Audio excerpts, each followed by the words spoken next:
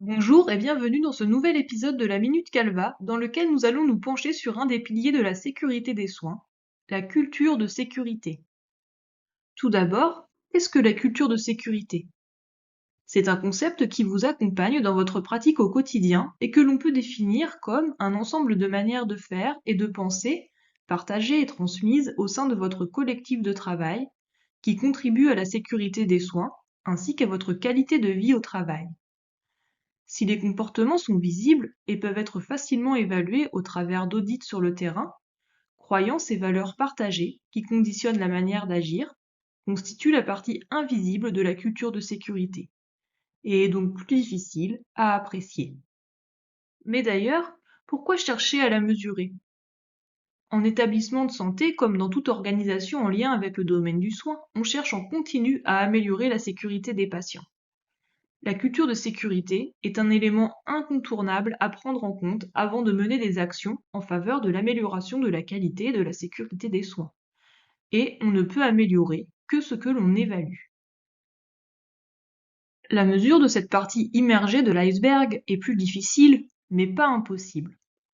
Elle se fait grâce à une enquête, un questionnaire, sur votre perception du niveau de la culture de sécurité dans votre collectif de travail, qui se remplit de façon individuelle, autonome et totalement anonyme. Cela prend environ 20 minutes pour évaluer 43 items, des affirmations, selon une échelle à 5 niveaux de réponse. C'est bien votre perception, votre ressenti qui est interrogé, et non vos habitudes, pratiques, opinions. La culture de sécurité se représente sous 10 dimensions, comprenant la perception globale de la sécurité, le travail d'équipe dans et entre les services, la liberté d'expression, le soutien du management. La mesure de cette culture de sécurité auprès d'un collectif de travail permet d'établir un diagnostic. On identifie les dimensions à développer. Un choix d'action d'amélioration, ciblant une ou plusieurs dimensions, se fait en équipe. Une seconde mesure permettra de suivre l'impact, l'efficacité des actions menées. Pourquoi est-ce si important que chacun se mobilise pour participer à une mesure de la culture de sécurité? Dans un collectif de travail, il peut y avoir des disparités dans la perception du niveau de culture de sécurité.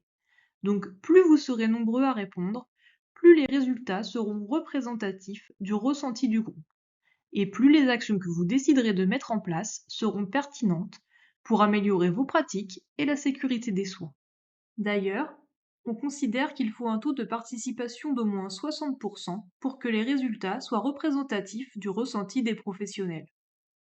Et n'oubliez pas, qualité des soins et qualité de vie au travail sont intimement liés, donc vous, professionnels, comme les patients, pourrez bénéficier des améliorations apportées suite à cette mesure. Alors, dès que vous en avez l'opportunité, contribuez à l'amélioration de la sécurité des soins en répondant à cette enquête.